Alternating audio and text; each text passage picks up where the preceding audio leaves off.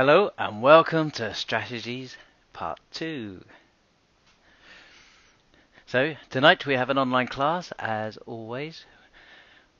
Just a quick reminder, it's great to interact and I highly recommend that you do interact. And we invite you to do that in various ways. And one of those ways would be to log in with an audio, which means you have a headset with a microphone. And all you need to do is just raise your hand, and what will happen is we can then see that you want to raise your hand and I'll unmute you and then we can hear you talk, which is always fabulous. The other way that you can do this is down as you look at the screen, you'll see write a message here. You type in, you can ask me a question at this point, and what I'll do, I'll read those, and what will happen, I'll answer all those questions that we possibly can fit in tonight. I will invite you, because there's some great people online. You'll see Joe there, and you might think to yourself, I want to ask Joe a question. And it may be a private question. Everybody will be able to read your answers. So for the class, can we keep all questions on track? So strategies, the recipe for people's success. Previously on Strategies Part 1, we talked about the map is not the territory. Gaining a clear goal.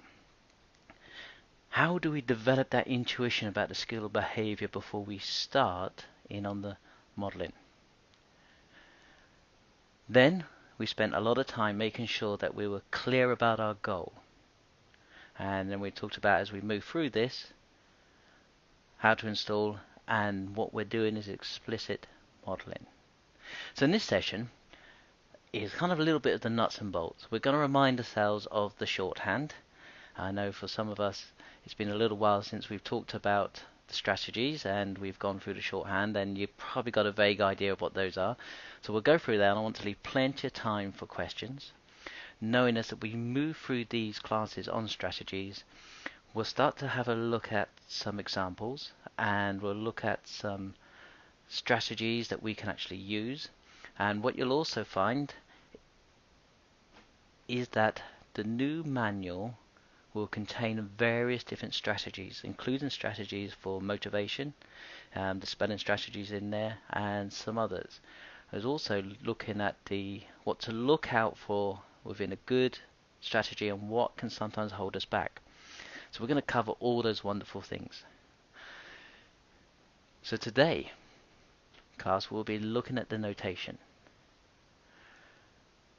So before we move ahead, are there any questions from anything we've covered on the previous class?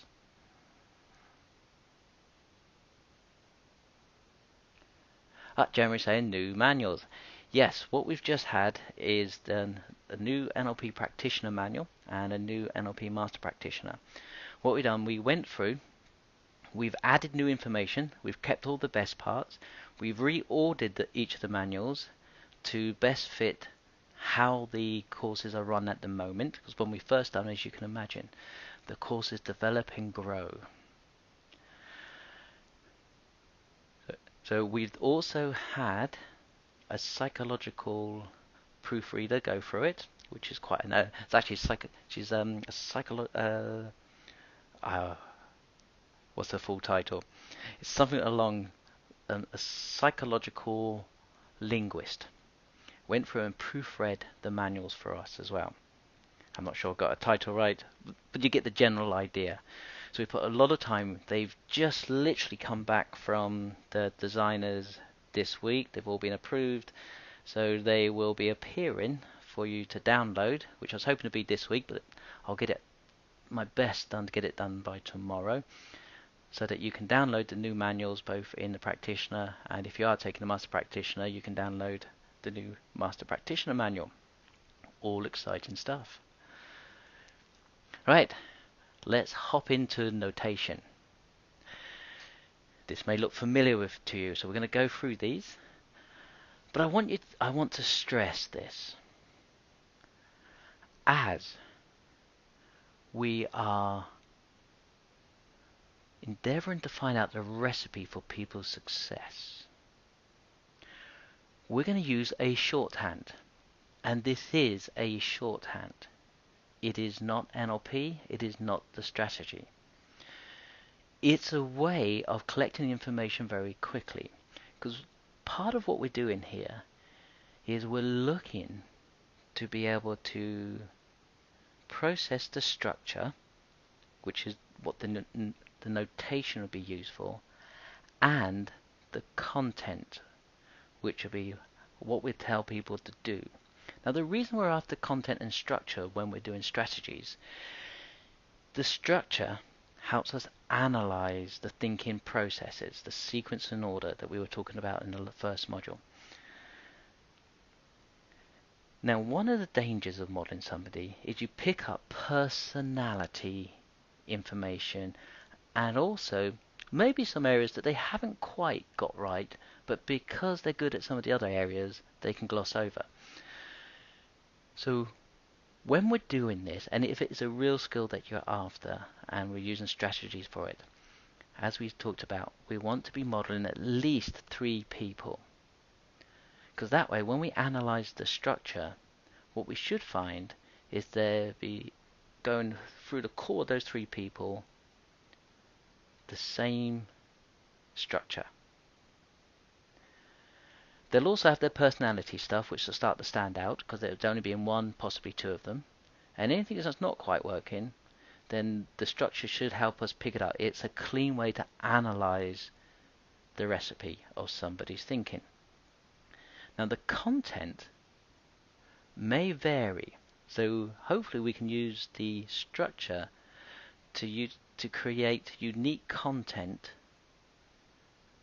Content is the what somebody's thinking, to be able to apply it in their own unique way. So we're going to use this as a shorthand, because no matter how fast you write, there is a point when you're writing the word. Look, I've discovered a kinesthetic phrase or word. And even if you can spell the word kinesthetic, isn't there a part halfway through it where you start to think to yourself, is it I before E? There's an I in there somewhere? Is it? And you start to think about, how do I actually spell it? So we've just got shorthand. So V for visual. This is images, pictures in someone's mind or seeing them outside themselves. Auditory, these are sounds and tones.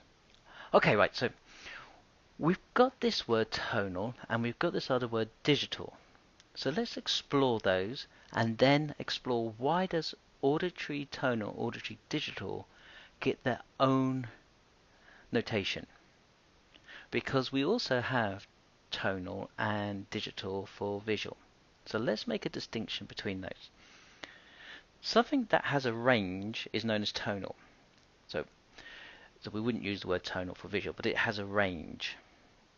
So notice, if I have a light switch that has a dimmer on it, it can either be off, or it can be slightly on. It can be very dim, getting brighter, brighter, brighter, till it's vividly bright. So there's a range there.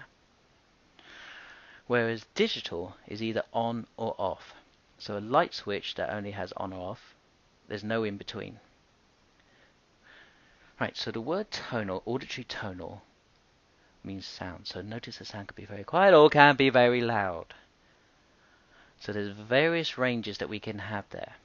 So it could be very deep to very high. Now digital in NLP has come to mean, auditory digital has come to mean words. So you're either saying a word to yourself silently or out loud. Or you're not saying a word. There's kind of no in between. So here's me not saying a word. Here's me saying a word. Right, so notice you can either be saying a word or not saying a word, so hence the digital. Now, would there be a tonal aspect to a word? Yes. So we could have a word that goes up and down in its tonal range. So that would be auditory digital tonal. But so when we see auditory digital, that basically just means words. Kinesthetic, tactile, on the surface of your skin, or internal, so sensation somewhere in your body. Olfactory and gustatory, smell and taste. And then we have this thing called motor movements.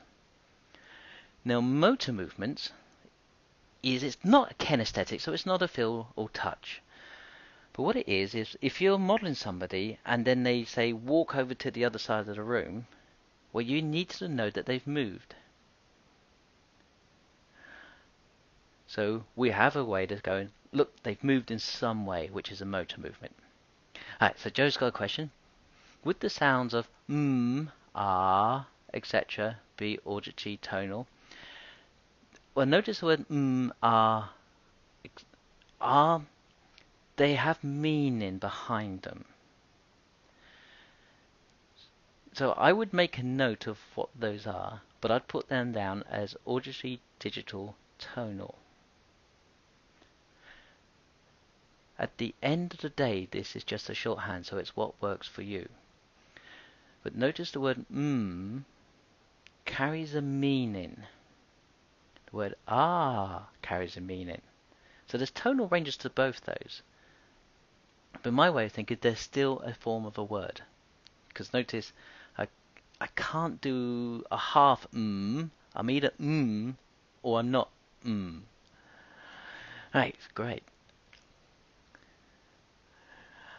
So next we moved into, we got this remembered or construct. So if you're saying to somebody, you need to see a picture and you need to, they might say to, oh, so is it a picture I already have in my head or do I need to make something up completely new for this? So if it's important for you to have somebody, as you're modeling them, they have a remembered picture, then it's remembered. Construct, this is a picture or sound, or whatever it is that it is, they're putting together in some way. Also we have internal, external. So part of the process is somebody might need to see something outside of them and then say something inside their head. That'll be useful to know. So external or internal. Just to give you a clue, my voice is external and to your head in case you're wondering. If you went, that's right, that would be internal. So we're making a distinction from your inner world to your outer world. Then we have this lovely tuple. It's not really used in NLP anymore, and it's an old computer terminology. But it is in some really good books about strategies. And one of the books I would highly recommend reading is NLP Volume 1 by Richard Bandler, John Grinder, Robert Dilts, Judith Delosier. Normally the British Library have them in and you should be able to order that. I think it's one of the very first books in NLP. It's a real sleeper. I think it's great and it goes into the strategy. And they use the word tuple in it. So basically a tuple contains the 5 senses. So why is it a 4 tuple or a 6 tuple? So when we say this strategy has a 4 tuple or 6 tuple, we're basically saying it has, if it's 4 tuple, it has visual, has auditory, has kinesthetic, and olfactory gustatory, i.e. smell and taste, and they're lumped together. Where if it's a 6 tuple, it has visual, auditory, kinesthetic, olfactory, gustatory, and auditory digital, which is the words. So that's our shorthand. It's a way of notating to get the structure so that it's fast. It's only a shorthand and it's for our own purposes of eliciting. My intention was to leave plenty of time for questions, so are there any questions or observations about anything we've covered so far at this point?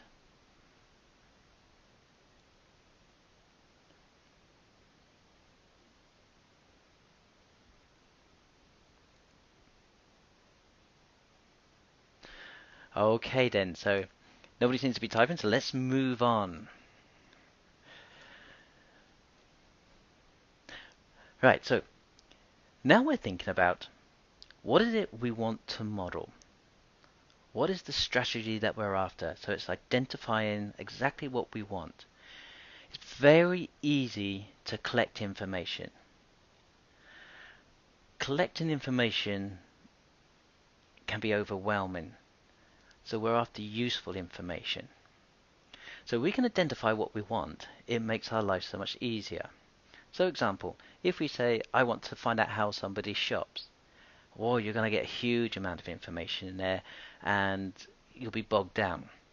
How does somebody choose a new shirt is very clear. It's a succinct piece of action that is useful. If we're after how does a manager manage their team, that is too big a chunk of information to do all in one go. So what we want to identify is, how does a manager, for example, decide how to delegate to a certain person? That may be still too big. So we might go, how do they delegate? That would be easier. Or how do they choose a certain person? So there'd be two separate strategies that are related. One of the biggest challenges I've seen people face when they're doing strategy solicitations, especially for the first time, they go for too big a chunk of information. Make it small, make it clear. So we're going to elicit the strategy. Ideally, we want to put them in the kitchen. Get them there, doing what they're doing. So if they're choosing new clothes, you take them out shopping. You then, as we said before, we're going to gather this intuition, so we probably want to go out shopping with them 3 or 4 times, and we're just going to observe them. Then we're going to be asking questions. So it's a manager. Ideally, I know it's not always possible, ideally we want to be observing them, delegating, choosing somebody, just to get that intuitive ability. Put them in the kitchen, get them doing what they're doing. Now if we can't do that, the next best thing we can do is ask lots of detailed questions. And in a class coming up, I will demonstrate this. Now we're going to have to interrupt them. We have to be very careful when we interrupt somebody, because it's actually an NLP technique. When you have somebody running a program, so notice when somebody reaches their hand out to shake hands with you, that's a pattern. And it automatically runs. There's not that somebody has to say to you, okay, I'm extending my hand out and my palm is flat with my fingers pretty much open and my thumb pointing upwards, and I want you to take your opposite hand and take your palm and press it against my hand, and we'll close our fingers and thumbs around each other's hand, and we'll move up and down for approximately 4, maybe 5 times, and then we'll let go. We want to make sure that the grip is nice and firm. We don't want it too weak, we don't want it too strong. That we don't even have to say any of that. Someone extends a hand without thinking, you reach out and shake it. So that's a pattern. Now if we were modeling that, what we want to do is find out each of the steps, what's going on and what's the sequence and order. But here's a technique in NLP called a pattern interrupt. So as soon as somebody starts to run a pattern that they automatically do, and you interrupt it at the same point every time, it's like getting a CD and scratching it. They'll no longer be able to play that CD. They'll no longer be able to run that pattern. So hence, Richard Bandler's, which is one of the things he's known for, is the handshake interrupt. Whereas as somebody reaches out to shake his hand, he grabs the back of their hand, normally their wrist, pulls up their hand towards their face. The brain goes, whoa, what's going on here? Which opens the unconscious mind up for some explanation, and as long as the explanation is plausible, notice it doesn't have to be true, it just needs to be plausible. As at this point there, Richard says, look at your hand as you go into trance. So that's interrupted that pattern. Now if every time that person went to shake someone's hand, they grabbed the back of their hand and said you're going into trance, very soon he would no longer, or she would no longer be able to shake somebody's hand, but go straight into a trance. because they've interrupted that pattern. So it's a great technique. And if any of you guys have seen Shallow Hal with Tony Robbins in the lift, where he hits the guy on the top of the head, that shakes somebody's pattern because nobody expects to be hit on the forehead. So that's a pattern interrupt. We want to learn how to do the skill, the process. We don't want to be able to stop them, so we need to be very careful because we will be interrupting to ask questions, to find out what they're doing on the inside, the thinking processes. So here's where we start to track what they're doing. So you go, okay, you've just reached out for the garment. You were then about to, and notice the word and then you were is designed to connect it back. So that's connection language. And then, and so we make sure that if you say a couple of steps they were doing just before and introduce the words and then, they'll start to move into the next part. Once we're going to gather a whole batch of information, a huge amount of information, so hence the word design, we're going to take that information and design our map. The key is it a useful map? As we said last time, the London Underground map looks nothing like the map that's the Underground itself. But the map works. It gets us to where we want to be. So that's what we mean by design. Now, if you're going to go to the trouble and energy of eliciting, we ought to use what you've learned, and we'll go through the process of installation and use what you've learned. Right. So we now have 6 minutes left of the class. I invite you to any questions or any observations, especially if you have been given strategies a go. Okay, guys, what are your questions? What are your observations?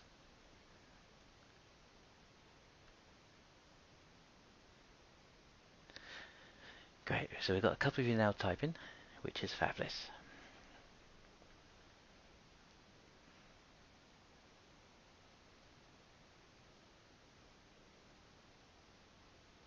So while we're waiting for those to go through,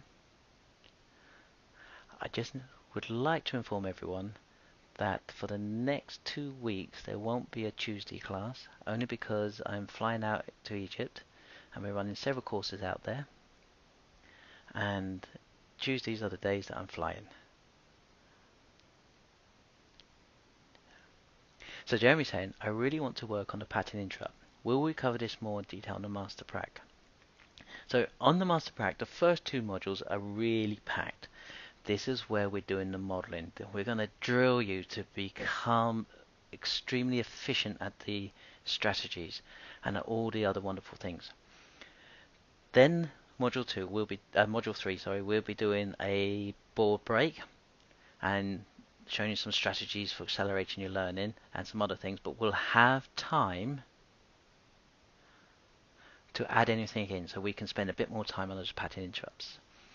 Alright, Martin. How do we figure out which order to anoint the things somebody is verbally telling us over something their eyes are telling us? Right, so simultaneous. So we're after the language, and this is where I suggest you start first, guys, is master the language and then master the eye access and cues. Because it's not that they'll often happen at the same time, and we need to know that, because that could possibly be a form of synesthesia that's happening.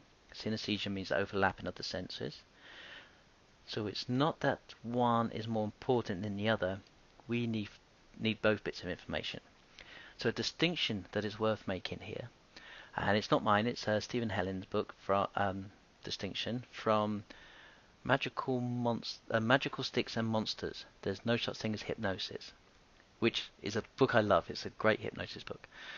He makes a distinction in there that our language preferences for the VA key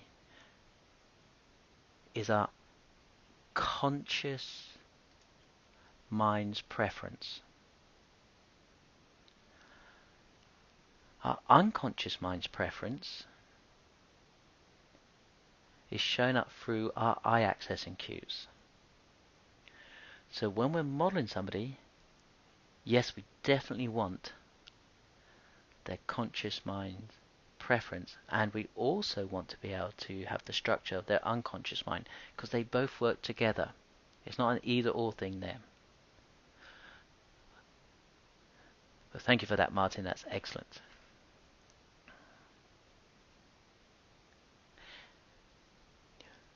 Okay, great. So I know a few of you are on the Master Practitioner in London next week, and you'll get a head start on all of this. As I said, I will be in Egypt for about 10 days, so unfortunately I can't run the classes because I can't guarantee getting online. If anybody online here would like to have a go at running one of these classes, do contact me tomorrow and you can have a go at running those. So they're good fun. Yes, so this week the Master Practitioner is in London, so Friday, Saturday and Sunday. And then I'm home for one day Monday, and then Tuesday I fly out to Egypt. The Master Practitioner is going to be great. We've got some wonderful stuff. And like I say, the new manual. So thank you guys for all your input. And then when we come back, we'll be exploring the tote, and then we'll be pulling apart various different strategies, and we'll do a demonstration online, which will be great fun. Have a great evening. Okay, Joe, I'll email you a link to the members area so that you've got access to all of that. Have a great evening, and I know I'm going to see most of you online at the Master Practitioner, and if you've already taken it and you would like to revisit, just let us know. You're more than welcome to come along.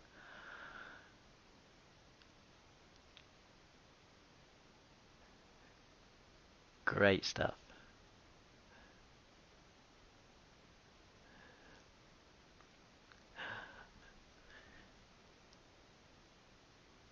Thank you. Thank you, Charlotte. Thank you guys for all your input. It's highly valuable. What makes these classes great is the interaction. And I know we're going through the nuts and bolts of it, and there'll be more questions as we go through. So we'll have another session of this. Probably, I think it'll roughly work out about 3 weeks' time. Have a great evening. See you soon, guys. Good night.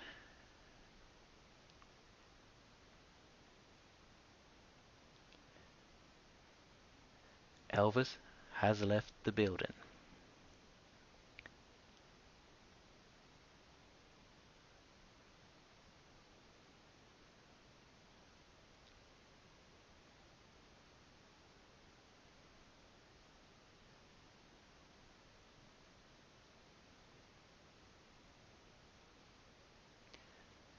Martin, good to see you online. Long time no see. How things going?